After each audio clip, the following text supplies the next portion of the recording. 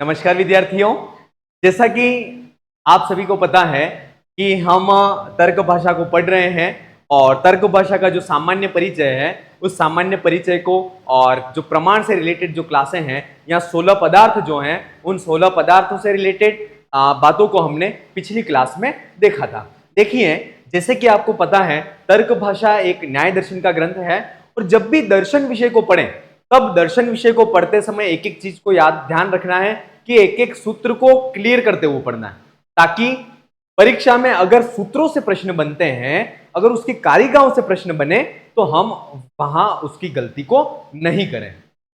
क्योंकि हमेशा तर्क भाषा की बात करें या तर्क संग्रह की बात करते हैं तो जो प्रश्न जो है वह बनने की संभावना यही रहती है कि उसके जो सूत्र हैं वहां या उसकी जो वृत्तियां हैं उन वृत्तियों से ही प्रश्नों के बनने की संभावनाएं जो है वह बनती हैं। ठीक है, तो चलिए अब अपन बात करते हैं। पिछली क्लास में हमने प्रमाकरणम प्रमाणम इस चीज को पढ़ लिया था और उसके बाद हमने जो पढ़ा था वह क्या पढ़ा था कि जो ज्ञान है उसकी दो साधन है, एक तो है स्मृति, दूसरा जो उसका साधन जो पढ़ा था वह था अनुभव। और स्मृति किसको कहते हैं? तो ज्ञात विषयम ज्ञानम स्मृति, है ना। जिस चीज को हमने जान लिया है उस जाने हुए विषय के बारे में फिर जानना, है ना, उसी को कहते हैं स्मृति।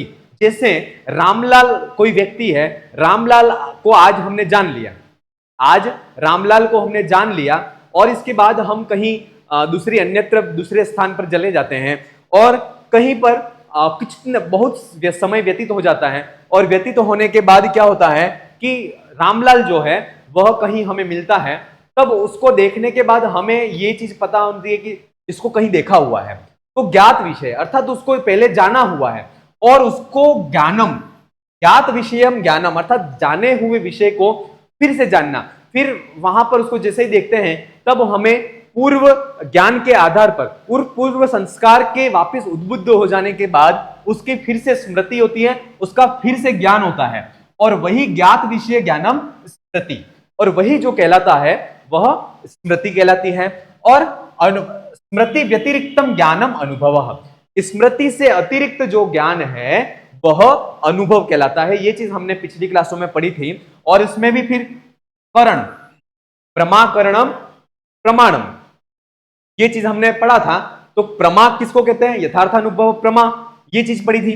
अब करण किसको कहते हैं? तो करण के लिए यहां कहा गया है कि साधक तमम करणम। ठीक है, जो साधक तमम है ना, साधक तम का मतलब होता है जो प्रकृष्ट, प्रकृष्ट या फिर कह सकते हैं कि अतिशयित जो है ना, ऐसा साधक जो प्रकृष्ट है, अतिशयित है, वह करण कहलाता है। और अतिशयित साधकम साधक तमम, ये चीज यहां पर कही जा रही है कि अतिशयित जो साधक है, देखिए एक कार्य को संपन्न करने में अनेक साधक मिल सकते हैं, साधक अनेक मिल सकते हैं, लेकिन उन समस्त साधकों में जो मुख्य है, जो उत्कृष्ट है, जो मेन है, ये कह सकते हैं, तो वह कहलाता है अतिशयित साधकम। क्या कहलाता है? वह अतिशयितम साधकम कहलाता है। और वही अतिशयित यानी प्रकृष्ट या प्रकृष्ट या उत्कृष्ट, वही प्रकृष्ट या उत्कृष्ट जो साधक है उसी को साधक तमम कहते हैं।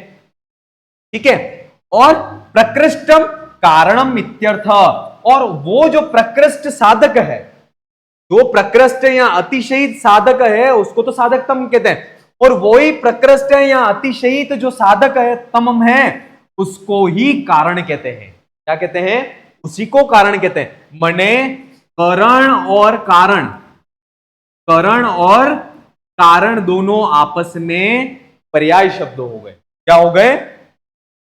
करण और कारण जो हैं वह आपस में पर्याय शब्द हो गए। ये चीज यहां पर कही जा रही है।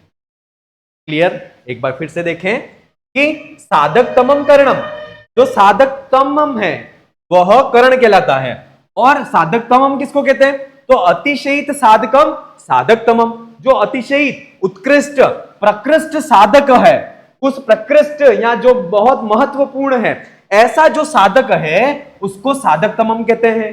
ठीक है, और ऐसा जो प्रकृष्ट साधक तमम है, ऐसा जो प्रकृष्ट करण है उसको क्या कहते हैं?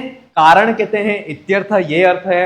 अर्थात करण और कारण जो है वह पर्याय शब्द हो गए, ये चीज यहां पर कह रहे हैं। अब यहां पर करण को समझा दिया, अब यहां पर फिर नया शब्द आ गया बीच में, वह आ गया कारण। क्या आ गया? कारण। तो अब कारण, यहां पर प्रश्न फिर उठता है कि कारण किसको कहते हैं? कि जैसे कि यथार्थ अनुभव प्रमा, यथार्थ पद क्यों लिया गया, इसको क्लियर किया गया। अनुभव को क्यों लिया गया, इस चीज को क्लियर किया गया। इसके बाद स्मृति क्या है, अनुभव क्या है, इस चीज को क्लियर कर दिया गया। यथार्थ इसके बाद करण क्या है, साधक तमम करणम, तो करण क्या है, इस चीज को भी यहां पर प्रमाकरणम प्रमाणम, तो यहां पर करण क्या है, तो करण को भी क्लियर कर दिया गया। और करण को क्लियर करते ही यहां बीच में एक नया शब्द आ गया कि करण और कारण दोनों तो आपस में पर्याय शब्द हैं।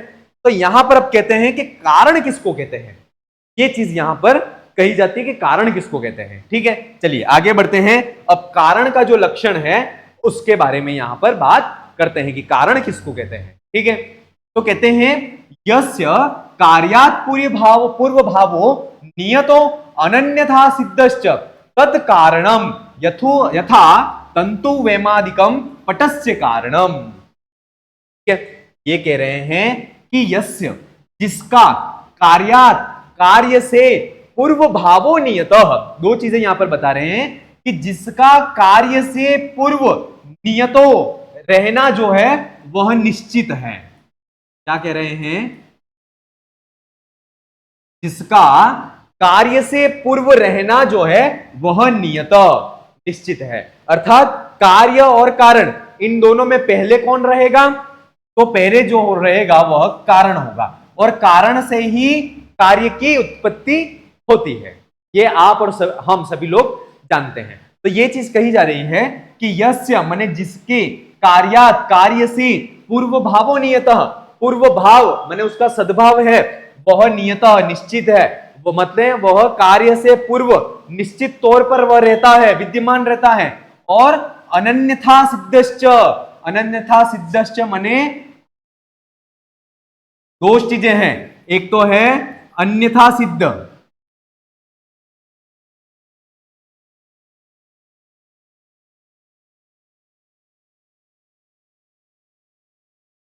अन्यथा सिद्ध, और दूसरा जो है वह है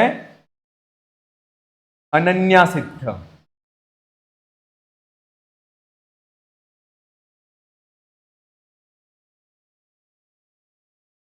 अन्यथा सिद्ध का मतलब होता है कि जो है वह अनावश्यक है।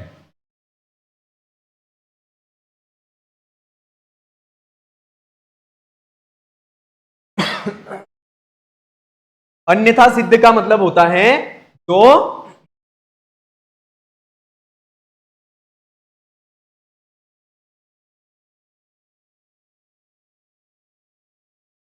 ठीक है, ये तो अन्यथा सिद्ध, अन्यथा सिद्ध का मतलब है जो आवश्यक है। और अनन्यथा सिद्ध, अनन्यथा का सिद्ध है मतलब है कि जो अनावश्यक नहीं है, जो अनावश्यक नहीं है उसको कहते हैं अनन्यथा सिद्ध। ठीक है, ये चीज याद रखना, परीक्षा में ये चीज यहां पर कंफ्यूज करके पूछते हैं, अन्यथा सिद्ध और अनन्यथा सिद्ध। लेकिन कारण जो है वह अनन्यथा सिद्ध है। कैसा है? अनन्यथा सिद्ध माने वह अनावश्यक नहीं है ना, उसकी आवश्यकता रहती ही रहती है। क्लियर? इसके दो विशेषण दिए गए हैं कि यस्य कार्यात् पूर्व भावो नियतो, माने जिसका कार्य से पूर्व भाव निश्चित है, और जो अनन्यथा सिद्धश्च, अर्थात जो अनन्यथा सिद्ध है, जो अनावश्यक नहीं है, अर्थात उस कार्य के उत्पत्ति के लिए जो अनावश्यक नहीं है, वह तत्कारणम, वह कारण कहा जाता है। क्या कहा जाता है? वह कारण कहा जाता है। जैसे तंतु वेमादिकम पटस्य कारणम, अर्थात जो तंतु है, वेमादिक जो है वह सब है, वह पटस्य माने कपड़े के लिए कारण कहे गए हैं, है ना। तंतु वेमादि माने वो हथकरघा, जुलाहा जो कपड़े को बनाता है, ये सारी जो चीजें हैं, तंतु का मतलब होता है धागा, क्या होता है, धागा। वेमादि माने जो हथकरघा, करघा जो होता है, जुलाहा जो होता है जो कपड़े को बनाता है, ये सब जो है वह पटस्य, पट की उत्पत्ति में कारणम, कारण कहे गए हैं। तो पट जो है वह क्या हो गया, कार्य हो गया। क्या हुआ, पट कार्य हो गया। तो इस पट रूपी कार्य के उत्पन्न होने के पहले जो है वह तंतु, वेम, वेमादि जो है उसका पूर्व भावो नियत, इनका पूर्व भाव नियत था, माने पट की उत्पत्ति हुई इससे पहले तंतु माने धागे, इसके बाद वेमादि माने जो हथकर करगा है या फिर जुला आदि जो है वह पूर्व भाव नियत था, उनका पूर्व भाव नियत निश्चित था। माने अगर ये नहीं होंगे तो क्या पट रूपी कारण, पट रूपी जो कार्य है उसकी उत्पत्ति होगी, नहीं होगी। अर्थात ये जो है तंतु वेमादि जो है उनके कार्य के से पूर्व इनका जो भाव है वह नियत निश्चित था। और दूसरा जो है वह ये अनन्यथा सिद्ध है, अर्थात ये आवश्यक है, अनावश्यक नहीं है। अर्थात ये आवश्यक है, ये अनावश्यक नहीं है, ये दोनों चीजें इसमें घटित हो रही हैं। इसलिए जो तंतु और वेमादिक जो हैं वह पटस्य कारणम, पट के कारण कहे गए हैं। क्लियर यहां पर, क्लियर ना, कोई कंफ्यूजन तो नहीं है ना। चलिए, तो दो जो कारण के जो ये दो है वह विशेषण है कि कार्य से पूर्व जिनका रहना नियत है और जिसको जो अनन्यथा सिद्ध है माने आवश्यक नहीं, अनावश्यक नहीं है, वह कारण कहे जाते हैं। इसको एज इट इज आपको याद कर लेना है, परीक्षा में पूछा जाता है।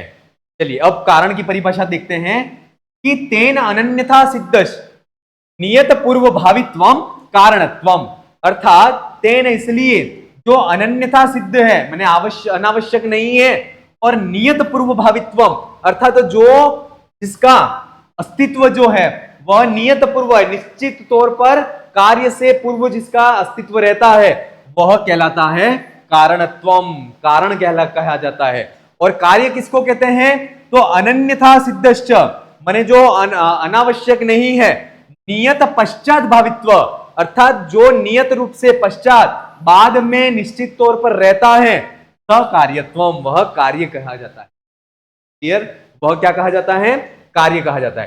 कारण और कार्य दोनों की परिभाषा क्लियर, दोनों में अनन्यथा सिद्ध शब्द तो आता ही है, सिर्फ फर्क इतना है नियत पूर्व भावित्वम, नियत पश्चात भावित्वम। अर्थात जो नियत पूर्व भावित्वम अर्थात जो का रहना कार्य से पूर्व रहना जिसका नियत निश्चित है वह तो कारण कहा जाता है, और जो है पश्चात भावित्वम नियत जिसका बाद में रहना है ना, कार्योत्पत्ति के बाद में जिसका रहना नियत है, निश्चित है, वह कार्यत्वम कार्य कहा जाता है। ये दोनों कारण और कार्य की परिभाषाएं हैं, याद रख लेना।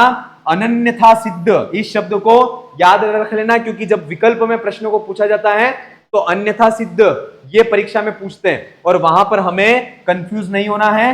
अनन्यथा सिद्ध होता है कौन, कारण और कार्य दोनों, ठीक है। माने कारण और कार्य जो है वह अनावश्यक नहीं होते हैं, ठीक है। चलिए अब आगे बढ़ते हैं। तो आगे जो है अब यहां पर जो बात कर ली थी वह कारण की बात कर ली थी, किसकी कर ली थी, कारण की बात कर ली थी। अब कारण के भेद कितने हैं उसकी बात अब यहां पर करते हैं। तच्च कारणम त्रिविधम, समवायी, असमवायी, निमित्त भेदात, ठीक है। जो कारण है तच्च कारणम त्रिविधम, वह कारण है वह तीन प्रकार का, समवायी, असमवायी और निमित्त भेदात। वह कारण है वह तीन प्रकार का है, समवायी कारण, असमवायी कारण और निमित्त कारण। अब जो कारण है वह तीन प्रकार का कहा गया है, उसमें जो समवायी कारण है उस समवायी कारण की बात करते हैं, उसकी डेफिनेशन को हम देखते हैं।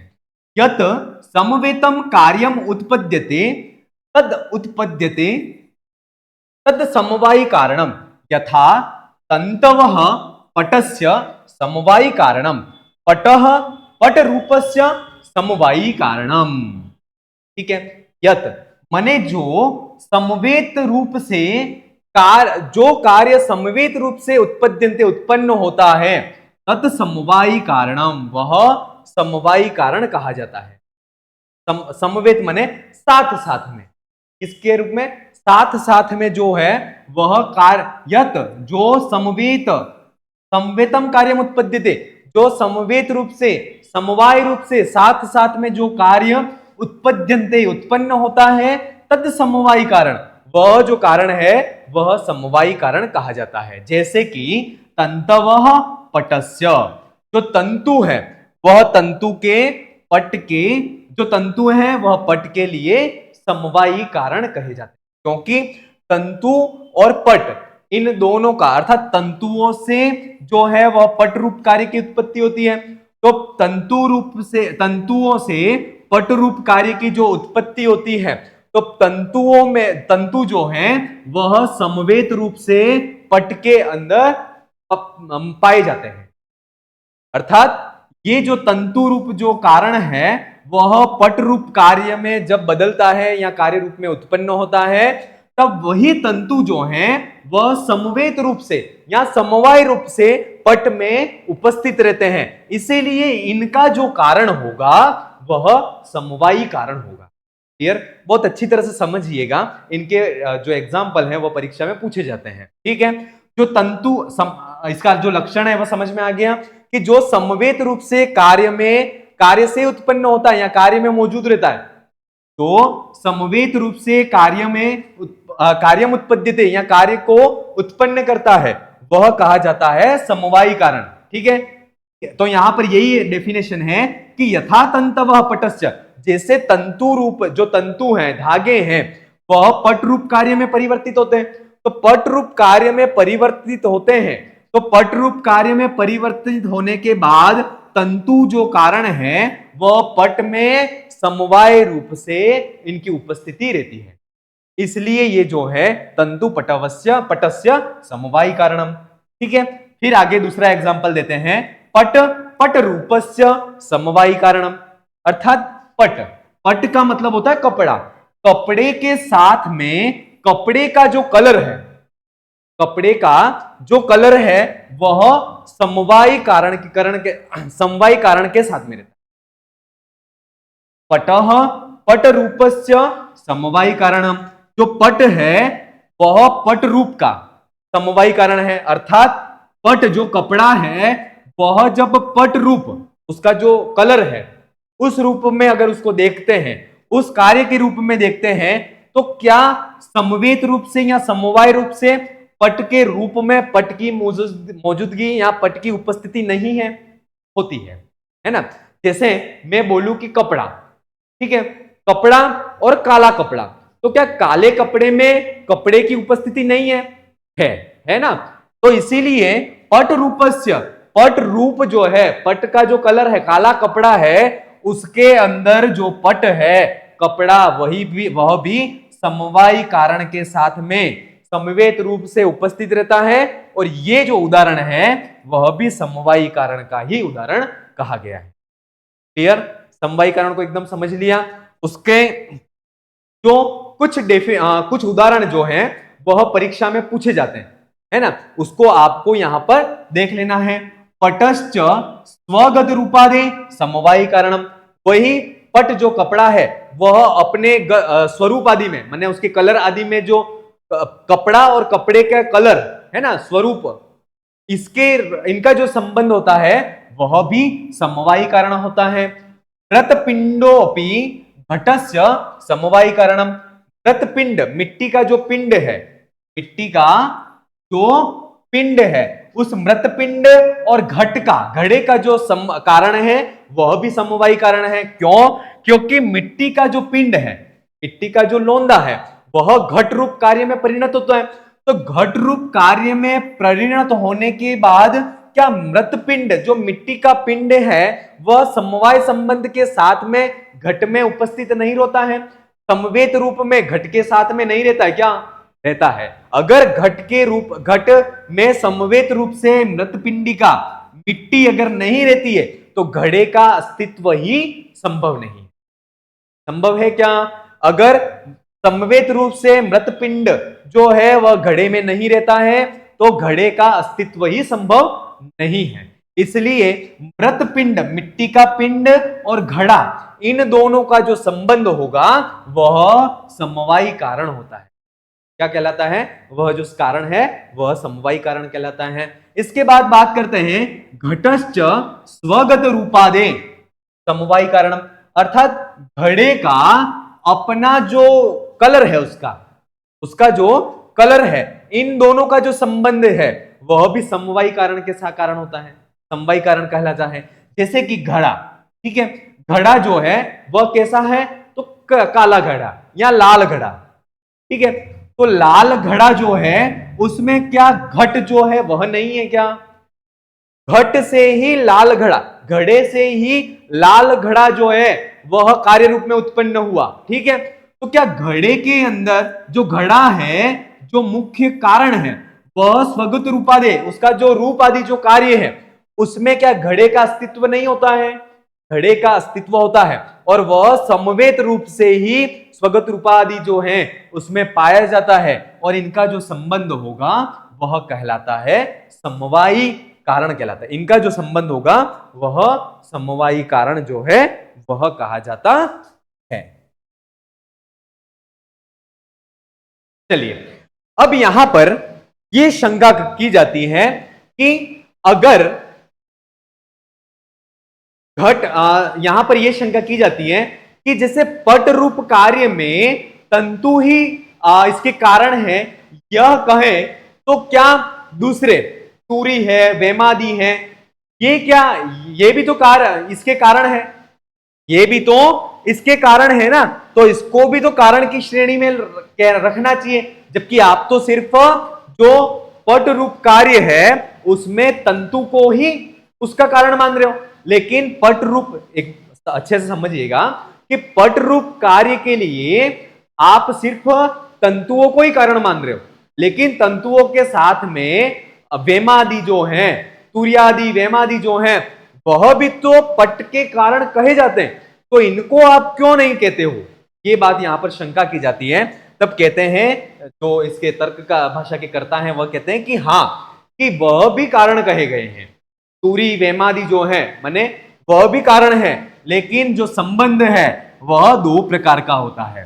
कितने प्रकार का होता है? संबंध जो है वह दो प्रकार का होता है, और उसमें संबंध दो प्रकार के कौन से? एक तो होता है संयोग, और दूसरा जो संबंध होता है वह होता है समवाय संबंध। याद रखना, संबंध कतिविधः, संबंध द्विविधः, संयोग संबंध, समवाय संबंधश्च, ठीक है। फिर बात करते, ये चीज जो है इसको उदाहरणों को आपको याद कर लेना। ये जो उदाहरण है वह समवाय संबंध के हैं। इसके उदाहरण है ये सारे, ये जो उदाहरण है वह समवाय संबंध के हैं, इनको आपको बहुत अच्छी तरह से देख लेना है, ठीक है। अब यहां पर बात करते हैं, जो संबंध है वह दो प्रकार का कहा गया है, एक तो संयोग संबंध, दूसरा जो संबंध का नाम है वह है समवाय संबंध, ठीक है। अब समवाय संबंध और संयोग संबंध, इन दोनों को समझते हैं कि किसको क्या कहते हैं। तो देखिए, आप या हम कपड़ों को धारण करते हैं, हमने कपड़ों को धारण किया, ये जो संबंध है वह संयोग संबंध है। कैसा संबंध है? संयोग संबंध, माने जिनको हम अलग कर सकते हैं, जिन दो पदार्थों को हम एक दूसरे से पृथक कर सकते हैं, तो उनका जो संबंध होगा वह कहलाता है संयोग संबंध कहलाता है। उदाहरण के द्वारा देखिए, हमने कपड़े को धारण किया, तो कपड़ा हमारे शरीर पर हमने धारण किया, तो कपड़े और शरीर का जो संबंध है वह संयोग संबंध है। ये मार्कर या ये लेखनी मेरे हाथ में है, तो इस लेखनी और मेरे हाथ का जो संयोग है वह, ये जो संबंध है वह संयोग संबंध है। कैसा संबंध है? संयोग संबंध है। हमने कान में आभूषणों को पहना, हमने गले में चैन को पहना, तो ये जो संबंध है वह संयोग संबंध है, क्योंकि इस संबंध को प्राप्त होने के बाद जो दो वस्तुएं हैं उनको हम अलग कर सकते हैं, आसानी से इनको अलग कर सकते हैं, इसलिए ये जो संबंध है ये कहलाता है संयोग संबंध। क्लियर? दूसरा संबंध, उसकी बात करें तो वह जो कहलाता है वह होता है समवाय संबंध। तो जिन दो पदार्थों के बीच का जो संबंध है, जिनको हम अपृथकत्व, इनको पृथक नहीं कर सकते हैं, वह कहलाता है समवाय संबंध, जैसे कि मनुष्य और मनुष्यत्व, मनुष्य और मनुष्यत्व, पशु पशुत्व। क्या मनुष्य का मनुष्यत्व मनुष्य से अलग किया जा सकता है? नहीं किया जा सकता। ठीक है। जल जो है, पानी जो है, उस पानी का शीतलता जो स्वभाव है, क्या जल का शीतलता जो स्वभाव है वह जल से अलग किया जा सकता है? नहीं किया जा सकता। अब आप यहां पर यह बोल दो कि सर हम उसको स्वभाव जो ठंडा है उसको अलग कर सकते हैं, उसको हम गर्म कर दें, तो वह गर्म करने के बाद अपना शीतलत्व तो मतलब भूल गया, नष्ट हो गया। लेकिन नहीं, वह शीतलत्व उसका जो उष्णता जो है वह कितने समय के लिए रहेगी?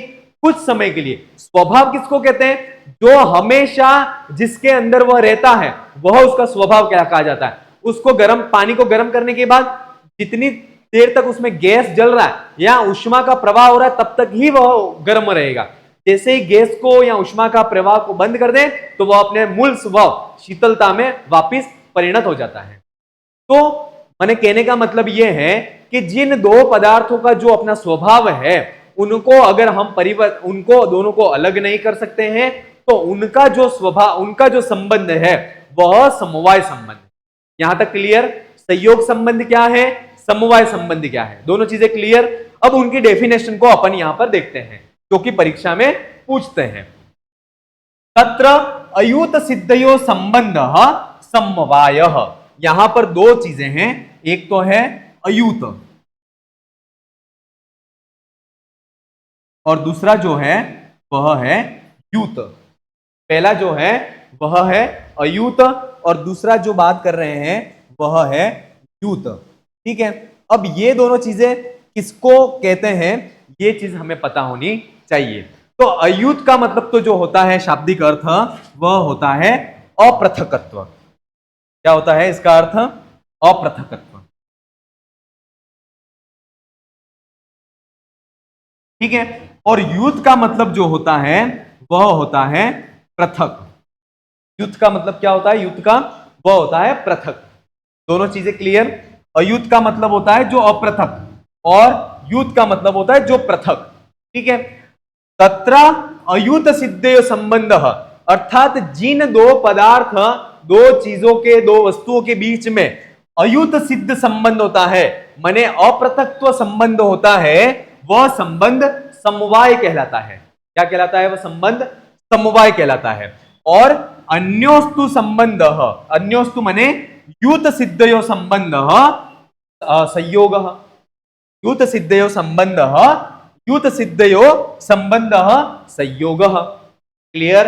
अयुत सिद्धयो संबंध समवाय, अयुत सिद्धयो संबंध का मतलब होता है जो अपृथकत्व है। कैसे हैं? अपृथकत्व है। जिन दो पदार्थों को पृथक पृथक नहीं किया जा सकता है उनको कहते हैं, उनको क्या कहते हैं? अयुत सिद्ध संबंध। और जिनको युत, दो चीजों को पृथक कर सकते हैं, वह उनका जो संबंध होगा वह होगा संयोग संबंध कहलाता है। वह क्या कहलाता है? संयोग संबंध कहलाता है। क्लियर? और मैंने इनके उदाहरण भी आपको बहुत अच्छी तरह से दे दिए हैं। समवाय का उदाहरण जैसे है मनुष्य का, मनुष्य और मनुष्यत्व। ठीक है। और जैसे संयोग संबंध का जो बात करें वह है कि ये जैसे मेरी हाथ में कलम है, इनका जो है वह संबंध जो है वह संयोग का संबंध है।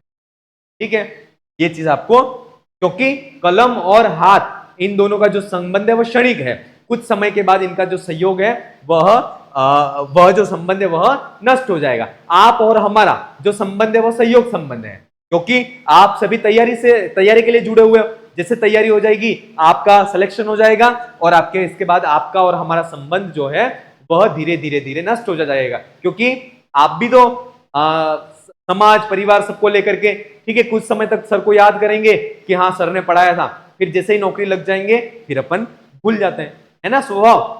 या नहीं भूलोगे? याद करोगे? चलिए ठीक है। चलिए, तो ये संयोग संबंध और समवाय संबंध की बात कर ली। ठीक है। अब बात करते हैं कि इसमें अयूत जो पद है, क्या पद है? अयूत जो पद है, उस अयूत पद का लक्षण क्या है? तो यह भी तर्क भाषा में यहां पर क्लियर किया गया है कि ययो मध्ये एकम अविनश्याद एकम अविनश्याद अपराश्रित मेव अवतिष्ठते तावत अयुत सिद्धो संबंध। तावत अयुत सिद्धो, ये बात यहां पर कही जा रही है। क्या कही जा रही है? ययो मध्य, जिनके बीच में, जिन दो पदार्थों के बीच में एकम अविनश्याद, अर्थात एक के अविनश्याद नष्ट नहीं होने पर भी परा दूसरे पर आश्रितम एवं अवतिष्ठते, आश्रित रहता हुआ ही, आश्रित ही रहता है, तावत अयुत सिद्धो, वह जो दो पदार्थ है वह अयुत सिद्ध संबंध, वह अयुत सिद्ध है। ठीक है, एक बार फिर से देखें, ययो मध्य, जिन दोनों के बीच में, जिन दो पदार्थों के बीच में एकम माने एक जो पदार्थ है वह अविनश्यात मतलब विनष्ट, नष्टता को प्राप्त नहीं होते हुए भी नहीं होता है, और अपरा दूसरे पर आश्रित होता हुआ ही अवतिष्ठते रहता है, तो ऐसे उन दोनों का जो संबंध है उनको अयुत सिद्ध संबंध कहते हैं। तो क्या कहते हैं? अयुत संबंध, अयुत सिद्ध। जैसे अपन बात करते हैं रत्पिंड, इसकी बात करते हैं रत्पिंड और घट। दूसरी बात करते हैं तंतु और पट, है ना। ये इनका जो संबंध है वह अयुत सिद्ध संबंध है, और ये जो है वह आपस में समवाय संबंध से जुड़े हुए होते हैं, क्योंकि दोनों एक दूसरे के बिना रह ही नहीं सकते। नॉर्मल सीधी भाषा में अगर बात करें कि जो एक दूसरे पर आश्रित हैं और एक दूसरे के बिना नहीं रह सकते हैं, वह अयुत सिद्ध संबंध, वह अयुत सिद्ध कहलाते हैं। ठीक है, मनुष्य और मनुष्यत्व ये दोनों एक दूसरे पर आश्रित हैं, एक दूसरे के बिना इनका अस्तित्व नहीं रह सकता है। जल और शीतलता दोनों एक दूसरे पर आश्रित हैं, एक दूसरे के बिना वह नहीं रह सकते हैं। तो जो एक दूसरे के बिना जिनका अस्तित्व संभव नहीं है वह अयुत सिद्ध कहलाते हैं। क्लियर? अब यहां पर बात करते हैं मृतपिंड और घट।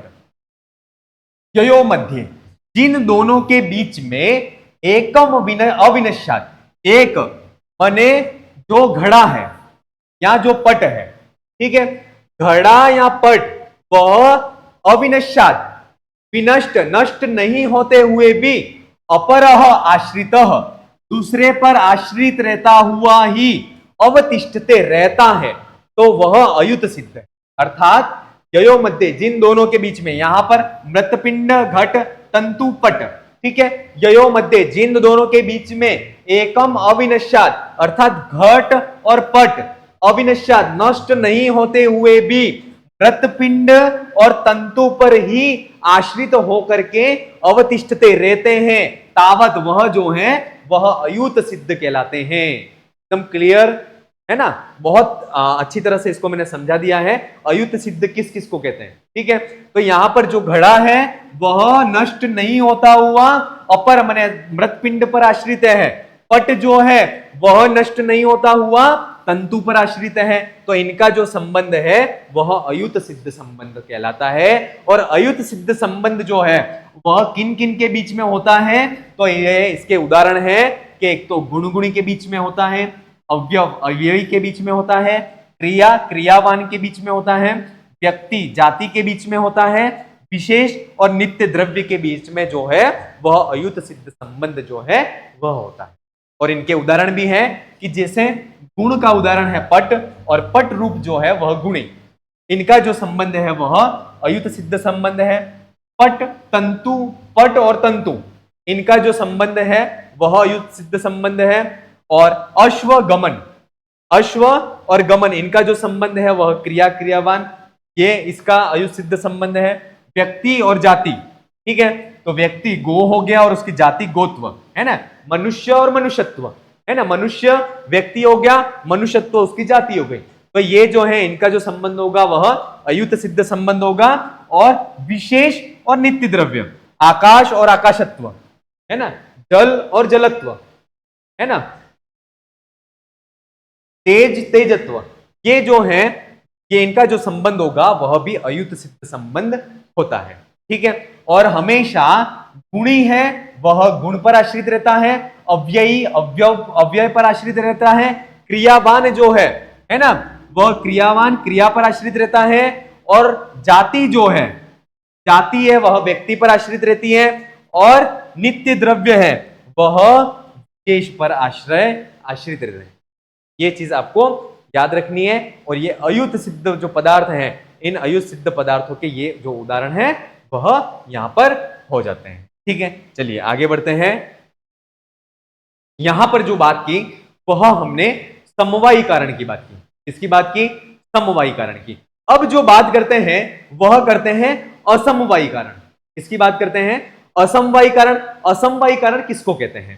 तो यत समवायी कारण प्रत्यासन्नम अवद्रत सामर्थ्यम तद असमवायी कारणम।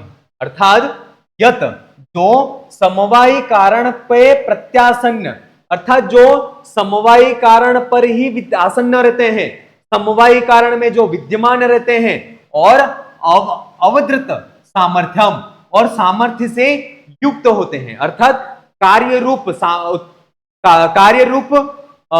कार्य को उत्पन्न करने की जो शक्ति है, या कार्य को उत्पन्न करने की जो सामर्थ्य है, उससे जो युक्त होते हैं, तद असमवायी कारणम, वह जो कहलाते हैं वह असमवायी कारण कहलाते हैं।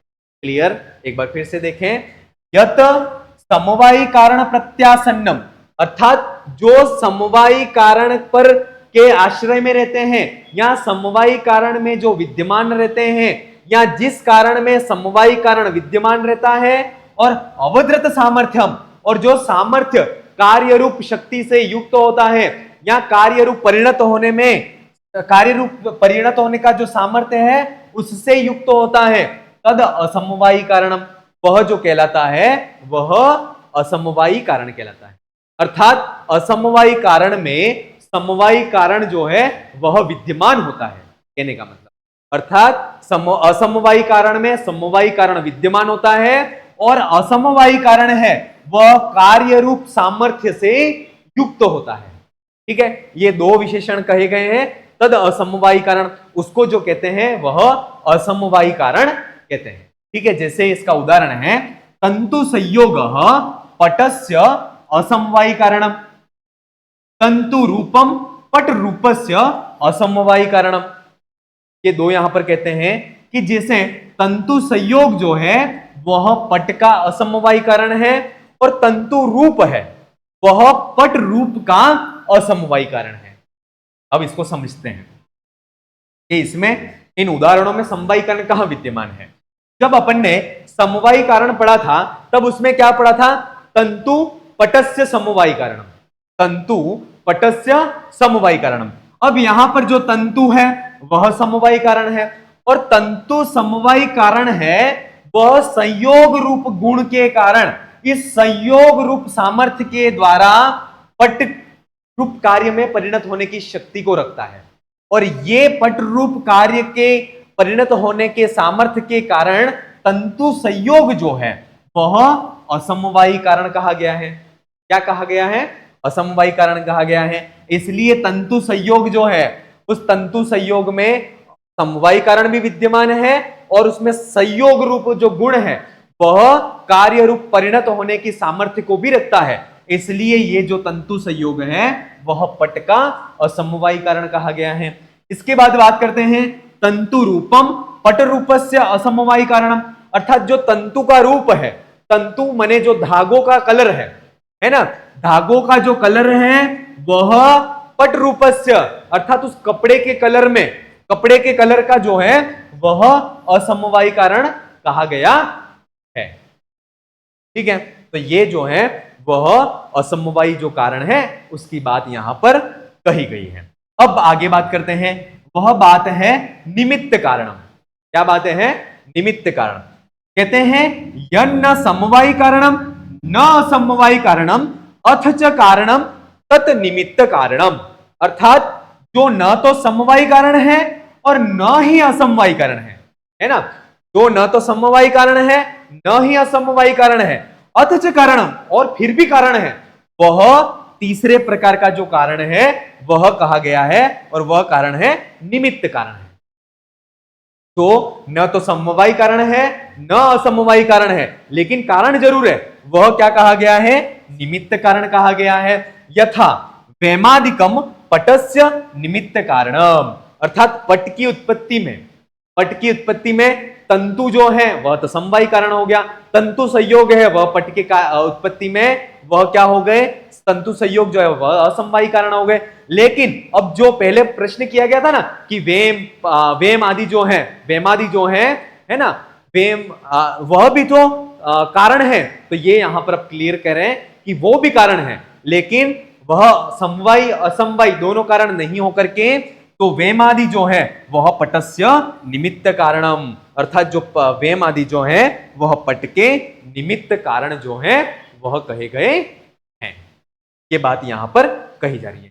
तीनों चीजें क्लियर ना, कि कहां पर समवायी कारण होगा, कहां असमवायी होगा, कहां निमित्त होगा, कहां पर कार्य कारण क्या है, इस चीज को भी हमने बहुत अच्छी तरह से देख लिया। एक बार फिर से देखें, यत न समवायी कारणम न असमवायी कारण, जो न तो समवायी कारण है और न ही असमवायी कारण है, अथच कारणम, फिर भी कारण है, वह जो है वह निमित्त कारण कहा गया है। यथा वेमादिकम, जैसे कि जो वेम आदि जो है, तुर्यादि जो है, वह सारे जो हैं वह पट के निमित्त कारण कहे गए हैं। ठीक है, तो ये जो है वह तीनों कारणों की बात अपन ने यहां पर कर ली। अब अपन एक विशेष बात जो कहते हैं वह ये कहते हैं कि ये जो समवायी, असमवायी और निमित्त कारण, ये तीनों कारण हैं, वह किसके होते हैं? तो इसके लिए कहा गया है तथा एतत भावानामेव त्रिविध कारणम, अर्थात ये जो तीनों कारण समवायी, असमवायी और निमित्त कारण, तीनों कारण हैं वह भावानम, अर्थात सत पदार्थों के ही त्रिविधम कारणम, ये तीन प्रकार के कारण होते हैं। तीन जो सत पदार्थ हैं, तीनों कारण जो हैं वह सत पदार्थों के ही, माने जिनका अस्तित्व है, ऐसे अस्तित्व से युक्त जो पदार्थ हैं, उन अस्तित्व से युक्त पदार्थों का ही तीनों कारण होते हैं, माने समवायी, असमवायी और निमित्त कारण। अभावस्य तु निमित्तम मात्रम एव, अर्थात जो अभाव है, अभावात्मक जो पदार्थ है, माने जो असत पदार्थ है, जो जिनकी सत्ता मौजूद नहीं है, ऐसे अभावात्मक जो पदार्थ हैं उनका एकमात्र कारण होगा, और वह कारण होगा निमित्त कारण होगा। उनका क्या कारण होगा? निमित्त कारण ही होगा। याद रखना, अभावात्मक पदार्थ से कति कारणानि परीक्षा में पूछ ले जाए, 1 2 3, तो आपको पता होना चाहिए कि अभावात्मक कार्यस्य एकमात्र कारण होता है उसका, और वह कारण है निमित्त कारण। जब अपनी टेस्ट सीरीज चलेगी तब इन तरह सारे क्वेश्चनों को वहां पर अपन देखेंगे ही देखेंगे। क्लियर यहां पर? ठीक है, कि जो सद्भावात्मक जो पदार्थ है, ये सत्तात्मक पदार्थ हैं, जो सत पदार्थ हैं, उनके तीनों कारण होते हैं, और अभावात्मक जो पदार्थ हैं, अभाव रूप जिसकी सत्ता मौजूद नहीं है, ऐसे जो पदार्थ होते हैं उनका सिर्फ एकमात्र कारण होता है, और उनका जो कारण होता है वह निमित्त कारण ही होता है। निमित्त जो कारण होता है वही कारण इनका होता है। ठीक है, इस तरह से आज की क्लास में हमने जो कारण है, कारण, कार्य और कारण के जो भेद हैं उनके बारे में पढ़ा। अगली क्लास में प्रमाण जो है, उन प्रमाणों के विवेचन के साथ में हम अगली क्लास में फिर से मिलेंगे। आप अपनी तैयारी को अनवरत रूप से जारी रखें। धन्यवाद।